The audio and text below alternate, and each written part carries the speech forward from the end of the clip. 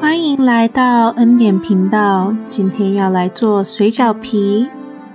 自己做的水饺皮更有弹性，更好吃哦。我们来准备食材吧。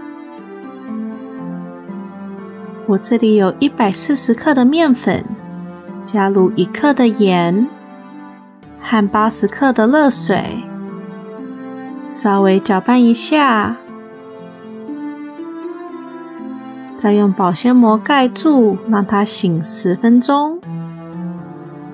醒完后，我们可以用手把它揉成一团，再让它醒半个小时。我们现在可以再揉一下，然后把它搓成一个长条，把它分成20块，每一块差不多10到11克，把它搓成一个小球，我们就可以开始来擀面了。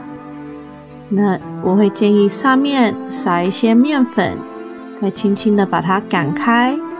要记得水饺皮边边要比较薄。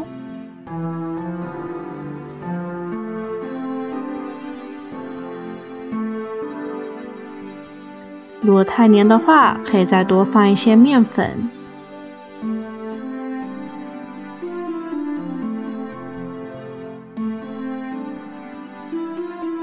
擀到薄薄的一片的时候呢，上面再放一些面粉，我们就可以放在旁边，待会拿来包水饺。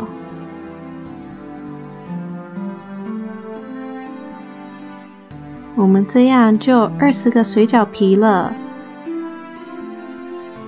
可以看到包好的水饺看起来像这样子，煮好后又香又好吃。